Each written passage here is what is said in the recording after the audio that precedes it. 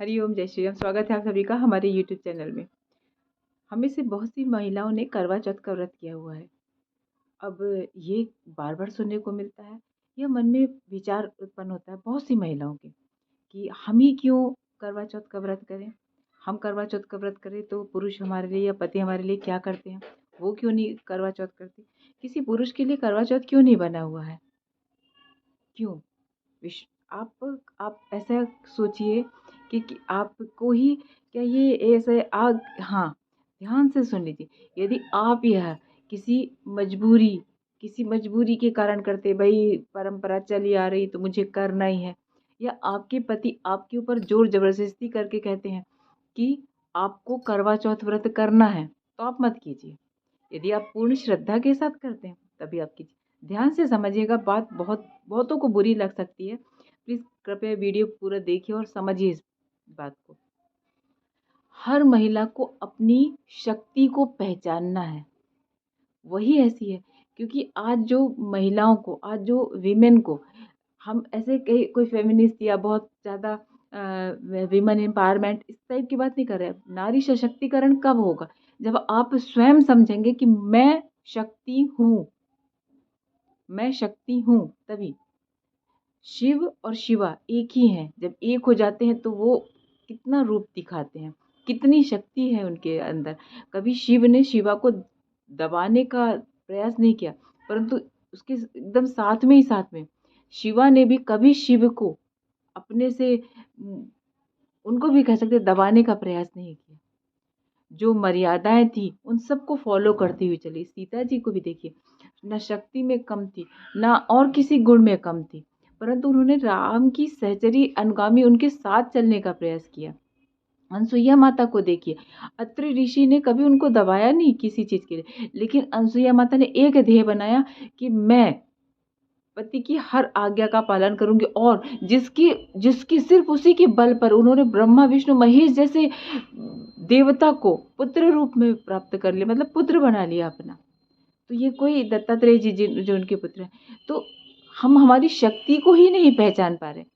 हम बचपन से ही, जो स्त्रियों को शिक्षा दी जाती है, बचपन से ही छोटी बच्चियों को ऐसा कर लो तो सुंदर दिखो, एक सुंदरता की मूर्ति बन जाओ, और आपको पुरुष बोल दे कि तुम सुंदर दिख रहे हो, तो बड़े प्रसन्न हो जाए, अरे हाँ हमारी तारीफ कर दिया।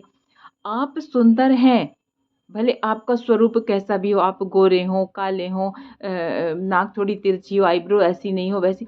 हमने देखा है बहुत से लोगों को अपने लुक के ऊपर अपने अपने आप को मतलब जज करते रहते हैं, और कई ऐसा थोड़ा होता तो अच्छा होता।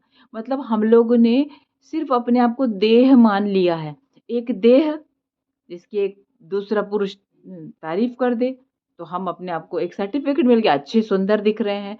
सुंदरता सुंदरता होनी चाहिए। सुंदरता को सजावट, जो खूब बोलते हैं ना, खूबसूरती को सजाओ और सुंदर बनाओ, अपने आप को करना चाहिए, परंतु अपने स्वरूप को अवश्य पहचाने। आप शक्ति स्वरूप आत्मा हो, आप आत्मा हो, ये आप सब जानते हैं, हम सब जानते हैं कि हम एक आत्म स्वरूप है। क्योंकि ये जो देह हमारा, इस जन्म में हमें ये जो देह मिला है, यह कहीं ना कहीं आप कुंडली से बहुत अच्छे से पता लगा सकते हैं कि आपकी चाहत है या आपने मांगा है ये देह हमें मिले, स्त्री देह, अथवा आपको किसी मजबूरी के कारण जबरदस्ती दिया गया है, परंतु क्योंकि आपके कार्मिक थे, किसी ना किसी के साथ आपके कार्मिक थे इसलिए। परंतु यदि आप आके मर्यादाओं का उल्लंघन, जहां पर आप जिस मर्यादा में आई हैं उस मर्यादा में आके उसका उल्लंघन करेंगे, तो उसके पश्चात आपको पुनः उस कार्मिक बंधन में बंधना और उसको भोगना पड़ेगा। परंतु इस देह को सुंदर दिखाना एक अलग बात है कि हाँ हम सुंदर दिखाते हैं। जहाँ वो शिवा गौरी है, वही काली भी है, एक ही स्वरूप, एक ही माँ का स्वरूप है, एक का ही। तो आप क्या समझते हैं इस चीज को? हम सिर्फ सुंदरता सुंदरता, किसी छोटी बच्ची को सुंदरता सुंदरता कह के बड़ा ना करें, उसे ये समझाएं कि तुम्हें सारी मर्यादाओं को पालन करना है। यदि आप अपनी पुत्री को सीता बनाते हैं तो वो कितनी पावरफुल होगी, कितनी अंदर शक्ति। तुम एक शक्तिशाली आत्मा हो, तुम बहुत शक्ति हो। तो बोलते हैं लोग का क्वेश्चन, राम कहाँ मिलेगा? आप सीता बनाइए, राम क्यों नहीं है? आप सीता बनिए, राम सामने स्थित होगा। क्योंकि सीता में ही इतनी शक्ति थी कि वो तीनों लोकों के विजेता, चंद्रहास खड्ग के धारी रावण एक तिनके के सामने तिनका पकड़ लेती थी तो उसका कुछ नहीं कर पाते थे। ये जो मजबूरी में करते हैं ना, करवा चौथ मजबूरी में कर रहे हैं, वो बिल्कुल नहीं करना चाहिए, क्योंकि आप में एक नारी में ही ये शक्ति है कि मृत आत्मा में जान फूक देती है। एक नारी में ही शक्ति है जो सृजन कर सकती है। लेकिन इसका तात्पर्य ये नहीं है कि किसी से दब के रहना है। आप शक्तिशाली हैं, शक्ति स्वरूपा भी हैं। हर एक मर्यादा का पालन करते हुए, अपने कर्तव्य का पालन करते हुए, अपनी स्व की सम्मान कीजिए, अपना आत्मसम्मान कीजिए, तब तो आपका होना सार्थक है। बस इतना ध्यान रखिए कि यह देह बस इस जन्म के लिए है। तो इसको सिर्फ सुंदरता सुंदरता दिखाने के लिए बस उपयोग मत कीजिए कि सुंदर दिखा दे और किसी ने सर्टिफिकेट दे दिया, आप सुंदर हो, आपने मान लिया। हाँ, आप इसके आत्मा के गुणों को निखारिए।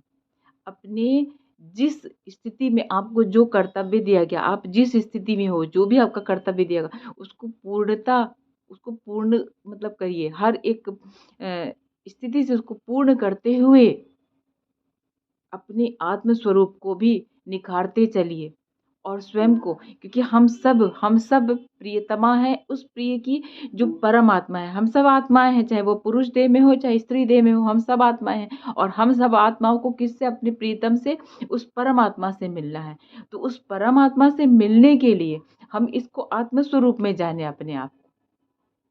जब आप इस स्वरूप को जानेंगे, हम नेक्स्ट वीडियो में बहुत अच्छे से बताएंगे कि कैसे आपके अंदर भी पुरुष तत्व है और कैसे हर पुरुष के अंदर भी स्त्री तत्व है जो भगवान ने बनाया हुआ है। हम लोग एक पूर्णता की खोज के लिए निकल पड़ते हैं ना, कि हम पुरुष के बिना अधूरी नारी, नारी के बिना अधूरा पुरुष, वह कॉन्सेप्ट भी हम समझाएंगे। ब्राह्मण शतपथ में स्त्रियों के कर्तव्य, उनके सम्मान, उनके सब के लिए कितना कुछ कहा गया है। शतपथ ब्राह्मण पढ़िए, तब आपको पता चलेगा। हर स्त्री अपने कर्तव्य को करते हुए, अपने स्व सम्मान की रक्षा करते हुए, अपने आप को सम्मान और प्रेम स्नेह करते हुए, अपने आप को, लेकिन इस देह में बंधने के लिए नहीं, सिर्फ इस देह को सुंदर दिखाने के लिए नहीं, आप हर एक कर्तव्य का पालन कीजिए। आप शक्ति स्वरूप हैं। आप में ही ये शक्ति है कि आप निर्जल उपवास करके एक मृत देह में जान फूँक सकती है। वो एक स्त्री थी। आप सृजन करता है। आप सोचिए, इसका ये तात्पर्य कदापि नहीं कि आप किसी के नीचे दबकर रहेंगे। हमारे जीवन साथी ने कभी हमसे नहीं कहा कि तुम ये इस व्रत को करो, उस व्रत को करो, कभी नहीं कहा।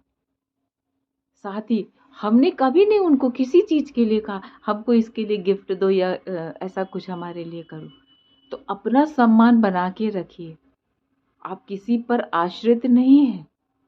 हाँ, आप किसी की सहगामिनी, सहचरी और जीवन साथी संगिनी बनकर रहिए।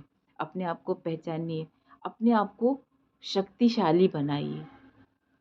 हर समय अपने आप को, और अगर आपके घर में कोई बच्चे हैं तो उनको भी ये बताइए, क्योंकि ये शक्ति स्वरूपा ही है, जिसकी इस स्वरूप के कारण ही किसी और देवी देवता की 9 दिन लगातार पूजा नहीं होती, माता की पूजा होती है। और हर पुरुष करता है। बहुत से पुरुषों को बहुत कठिन कठिन व्रत करते देखा है। कोई एक लौंग खाकर करता है 9 दिन का, नवरात्रों का व्रत। कोई पानी जल पीकर रहते हैं, ऐसे बहुत कठिन कठिन व्रत करते हैं।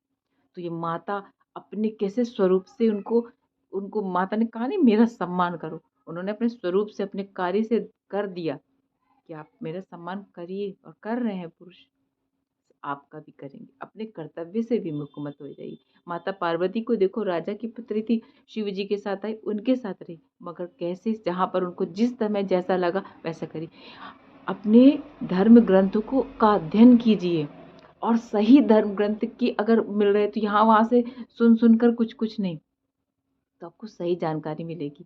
यदि कोई कहता है कि किसी आदमी के लिए, अरे क्यों उपवास कर रहे हो, क्या वो तुम्हारे लिए निर्जल करता है, क्या तुम वाले उपवास रखता है, क्या तुम ही को सब ठेका है, तुम ही को ये हुआ है, तो आपको उसका जवाब देना, उसका आंसर करना आना चाहिए कि क्यों कर रहे हैं। आप ये नहीं बोलना कि अरे परंपरा चली आ रही, मुझे तो बांध दिया गया। मत करो, यदि आपको बांध दिया गया तो मत करो ये व्रत उपवास। यदि आप अपने हृदय से समझ कि मुझ में ही वो शक्ति है जो किसी मृत देह में प्राण फूँक सकती है, मैं ही वो सृजन करता हूँ जो सृजन करती है, इस सृष्टि में मैं सृजन हूँ, अगर तब आप उस शक्ति को पहचान कर इस व्रत को करिए, गर्व के साथ कीजिए और नहीं गिफ्ट लेने, सुंदर दिखने, बस ये उद्देश्य नहीं है इस व्रत का, या पति की लंबी आयु के लिए मैंने व्रत कर लिया। हमारी बातों का चिंतन करिएगा। यदि अच्छा लगे वीडियो तो प्लीज़ लाइक, शेयर और सब्सक्राइब अवश्य, यदि पहली बार आए तो सब्सक्राइब कर लीजिएगा। हरि ओम, जय श्री राम, जय तु भारतम।